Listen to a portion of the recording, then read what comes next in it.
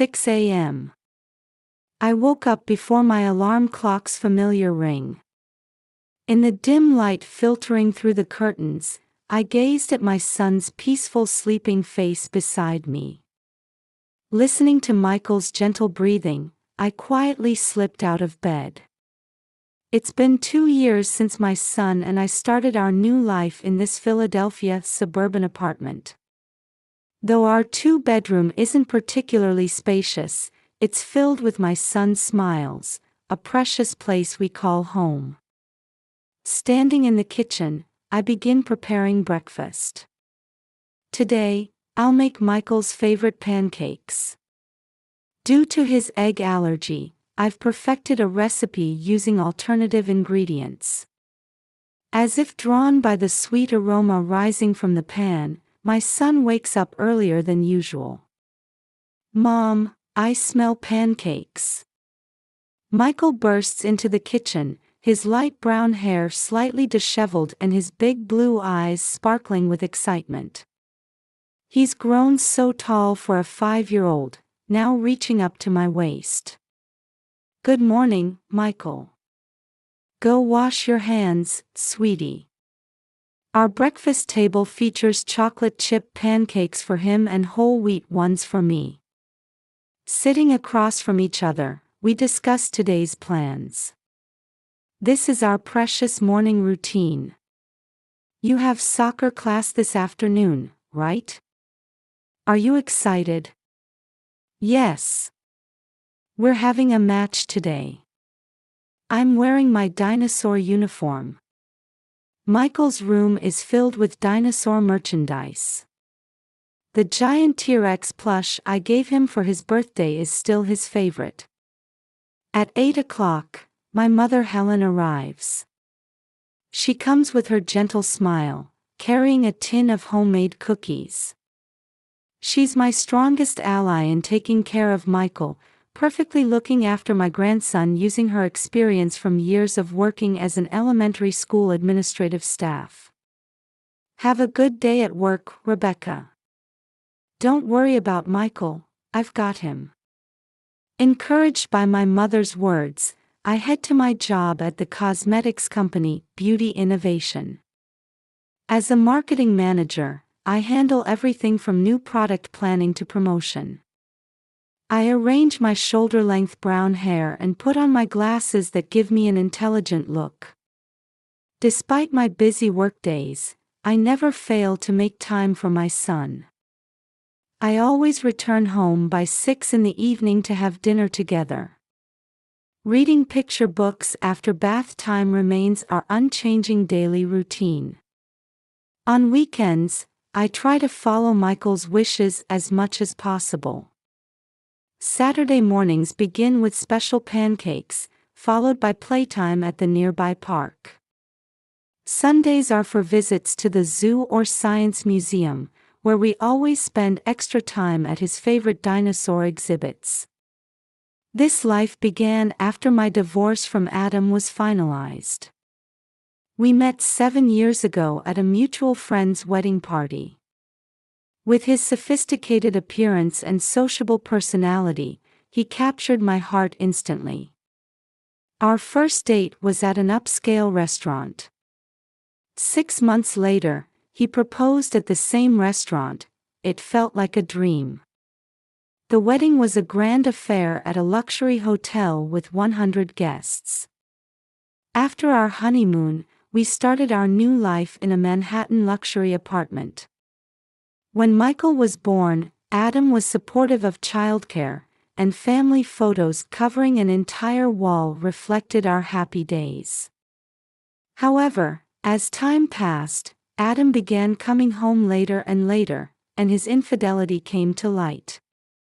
His spending became reckless, and even couples counseling couldn't improve the situation.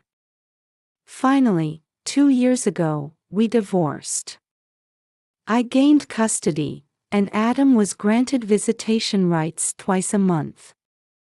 Now working as a salesman at a major real estate company, Adam has started a new life with his model fiancée. Though child support payments are irregular, he appears in a suit for his twice-monthly visits, maintaining his gentlemanly demeanor with Michael.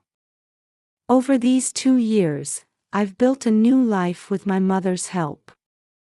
Though managing an $1,800 rent on an $80,000 salary isn't easy, I live each day to the fullest for Michael's smile. My meticulous and responsible nature might sometimes seem strict to others, but it's all for my beloved son. On the morning of March 15th, I woke up earlier than usual. I had a 3-day business trip ahead. Lying in bed, I mentally review my preparation list. The bedside alarm clock showed 5 o'clock. Looking at my sleeping son's face beside me, even though it was just a 3-day separation, I felt a tightness in my chest. Listening to Michael's breathing, I quietly slip out of bed. When I turn on the kitchen fluorescent light, different shadows fill the room than usual. I make the pancakes slightly larger today. Using the egg-free recipe, I prepare Michael's favorite chocolate chip ones. I carefully write out 3 days' worth of meal menus and stick them to the refrigerator: Monday's gratin, Tuesday's hamburger steak, Wednesday's stew. I check each item as I place his regular medication in a special box for Helen. In the living room, I pack my suitcase with necessities. 3 copies of the presentation materials, each in clear folders. Laptop, charger, makeup pouch. I check everything according to my list. My usually meticulous nature shows even more today. Mommy, don't go. Small arms wrap around my waist from behind. When I turn around, Michael is standing there with teary eyes, clutching his beloved T-Rex plush. His small frame in pajamas is trembling. Michael, it's just 3 days. I'll be back very soon. Wait with Grandma, okay? Even at the breakfast table, Michael barely touches his pancakes, which usually disappear in an instant. With his T-Rex plush on his lap, he alternates between looking at my face and looking down. Until Helen arrives, I hug him more times than usual, as if trying to memorize the scent of his soft hair. That night, I was reading our usual dinosaur picture book in Michael's bedroom. The story was Triceratops' Parent and Child. Sitting on the bed, I hold my son on my lap. The scent of soap lingers in his damp hair. At the last page, Michael looks up at my face intently. Anxiety floats in his big blue eyes. Mom, let's go to the zoo when you come back. The dinosaur exhibit is new. They say there's a baby Triceratops too. It's a promise. So be a good boy, okay? Listen to what Grandma says. I held him longer than usual before putting him to bed. In the gentle light of the star-shaped lamp casting shadows on the ceiling, I resist the urge to keep watching his sleeping face a little longer and leave the room. The next morning, as departure time approaches, I give Helen detailed instructions. At the kitchen table, we go through each item on my written memo. Mom, his allergy medicine is in this box. 1 pill morning and night. All emergency contacts are on the list, including Dr. Watson's number. Preschool pickup is at 3. Don't worry, Rebecca. Focus on your work. I've got Michael covered. Though reassured by my mother's calm voice, my hands shake slightly as I put on my shoes at the entrance. Michael stands there wearing his dinosaur backpack. I can see his eyes are slightly red. Mom, don't forget my souvenir. I want a dinosaur toy. Michael waves with a smile. My mother and son see me off at the entrance until I get in the taxi. Their figures in the back seat window grow smaller and smaller. That day went smoothly.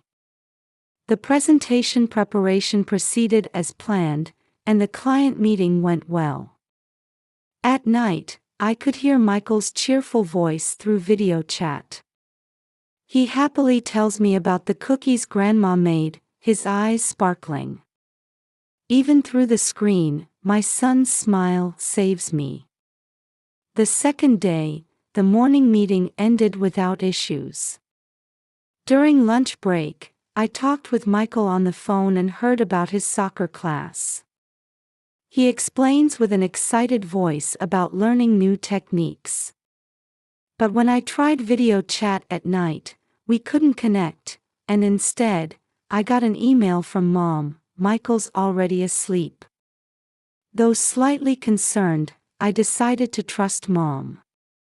On the third day, the final presentation was also successful. With relief, I choose a dinosaur figure as Michael's souvenir at the airport. He'll be so happy when he sees this. However, from early afternoon, I couldn't reach Mom.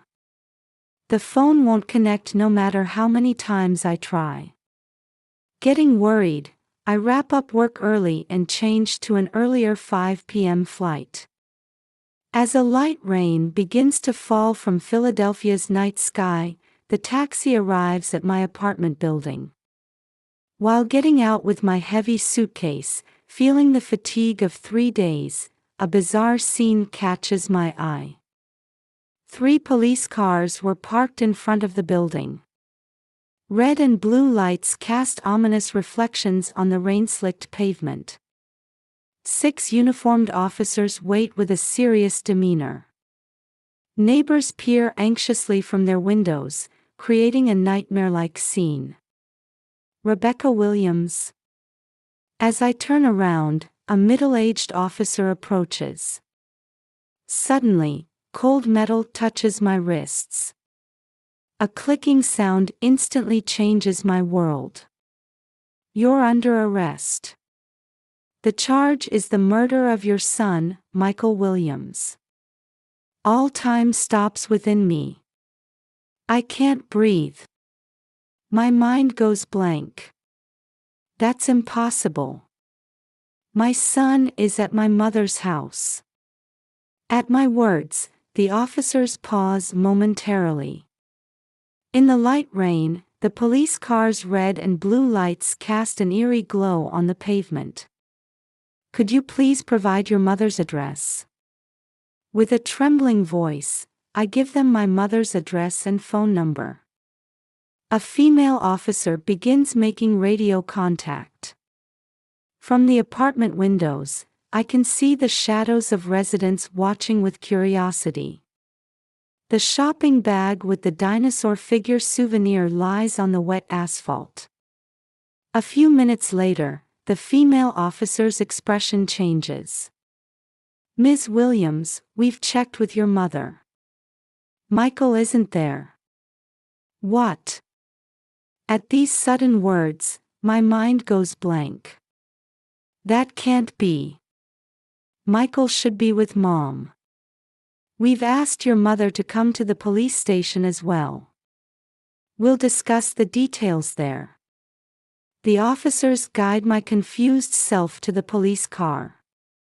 The sound of raindrops hitting the back seat window. The cold feel of handcuffs. Everything feels like a nightmare.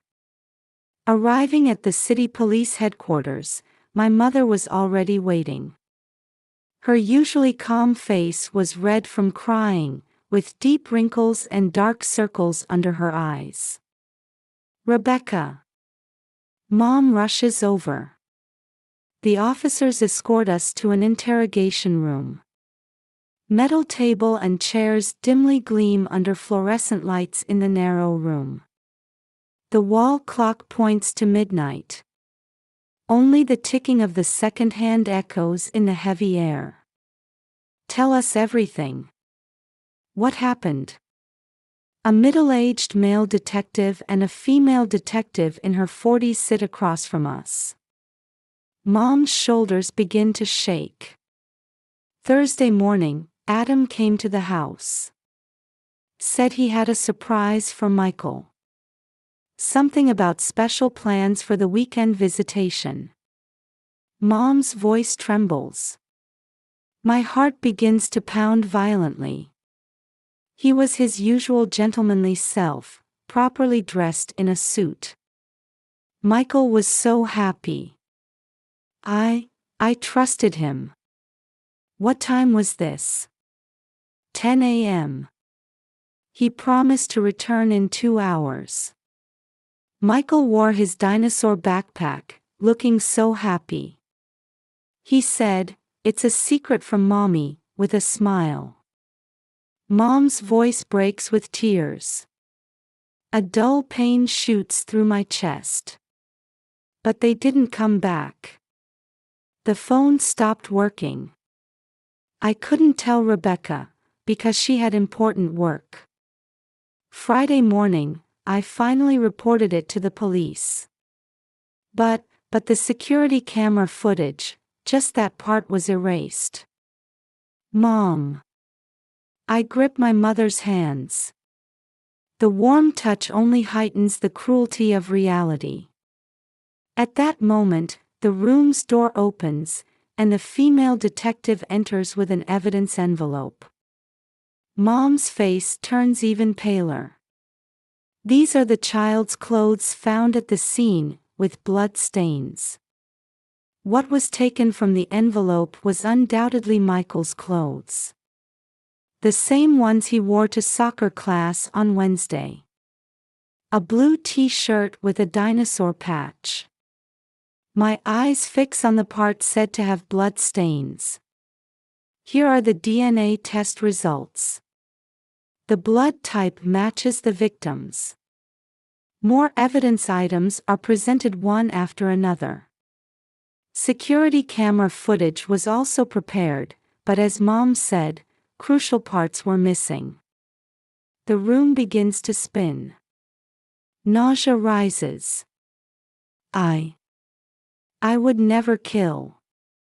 Michael is my everything. My voice shakes. Tears won't stop. I cover my pale, fatigued face with both hands, but there's no escaping reality. The cold air of the interrogation room envelopes my entire body. As dawn breaks, court-appointed defender Thomas Brown appears. A tired-looking man in his late 50s. He begins explaining in a calm voice that reflects his 20 years of experience. His gray suit is wrinkled, showing signs of working through the night. The evidence currently works against us. Bail will be difficult.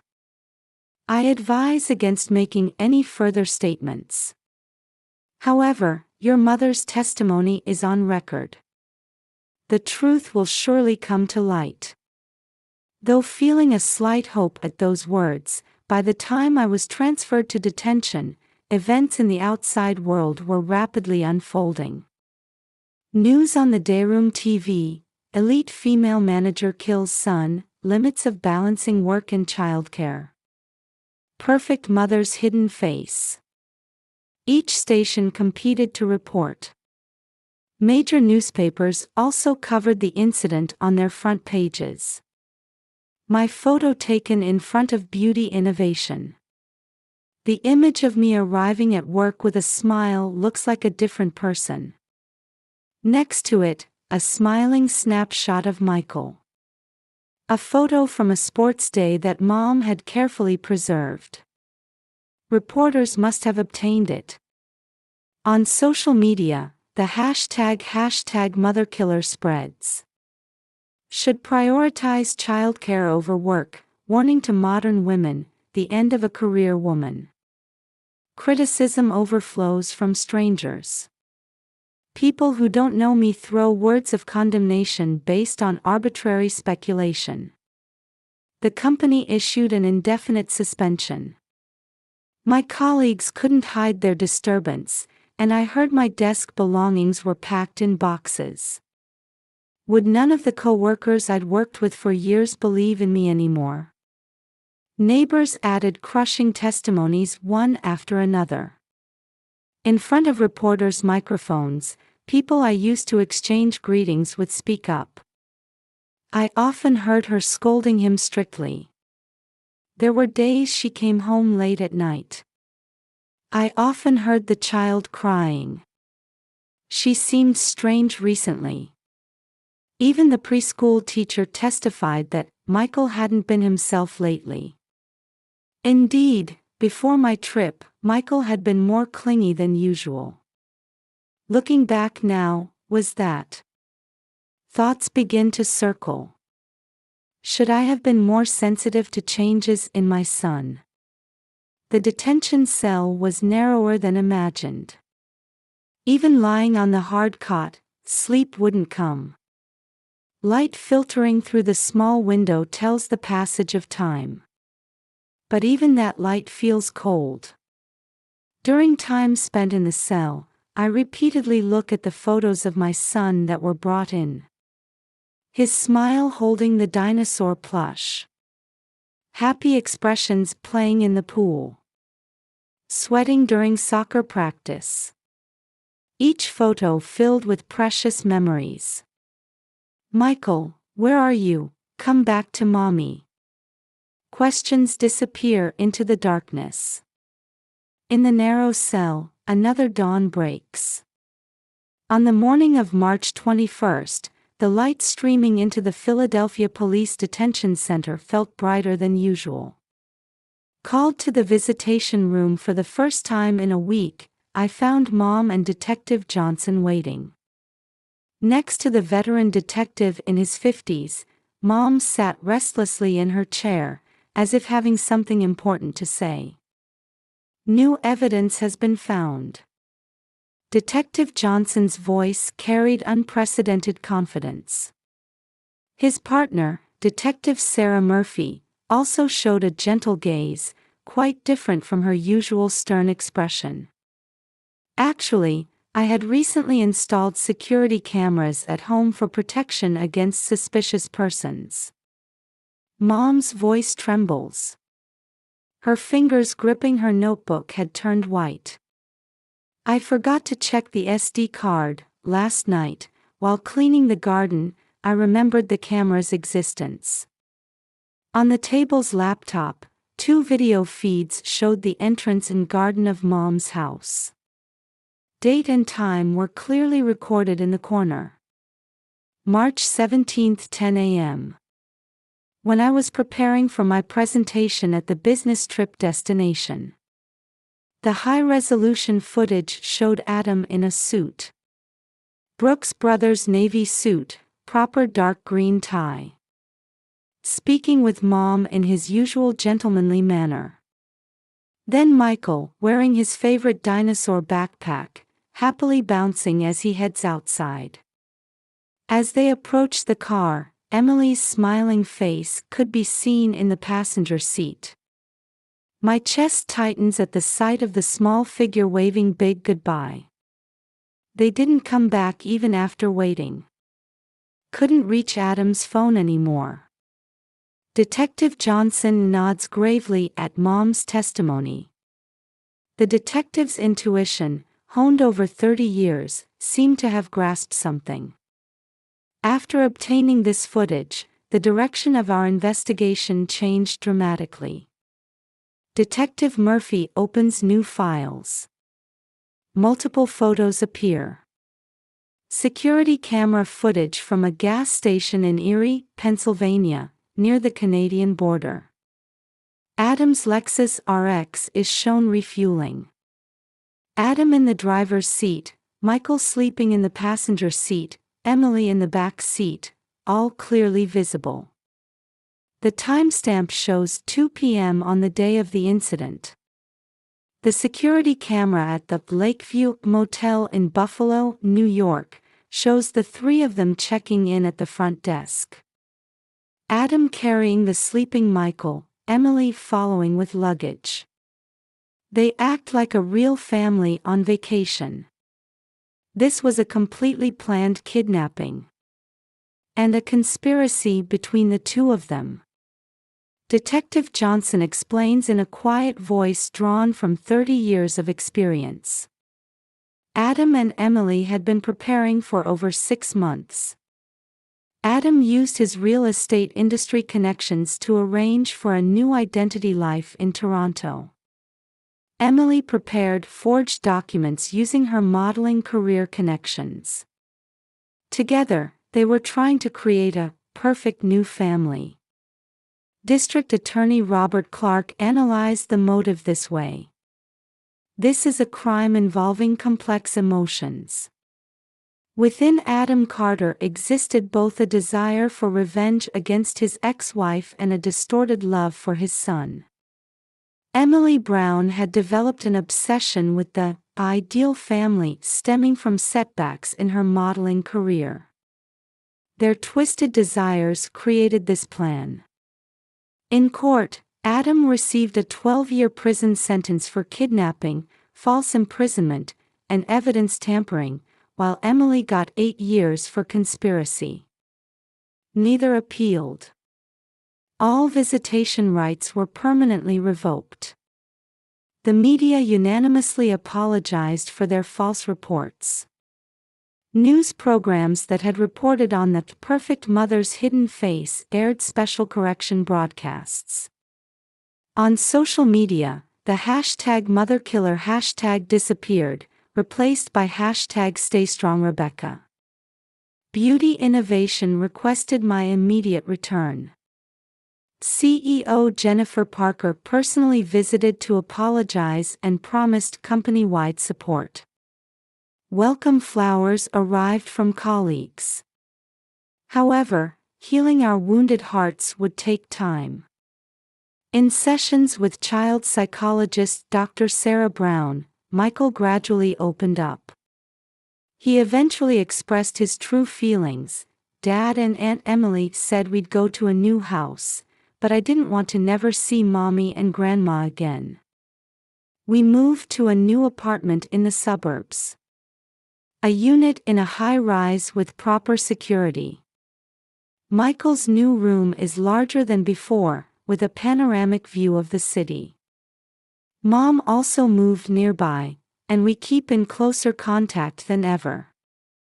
Michael transferred to a new preschool. Though anxious at first, he made friends who share his love of dinosaurs and slowly regained his smile. We have picnics in the park every weekend. Watching Michael run energetically under the blue sky, I feel we're definitely moving forward. One Sunday, a month later, on our way home from our usual picnic, Michael suddenly gripped my hand tightly. Mommy, I'm not scared anymore. Because I'm with you. Those words brought tears to my eyes. In Michael's small hand, I felt our new future. The Philadelphia spring sunshine felt warmer than ever before.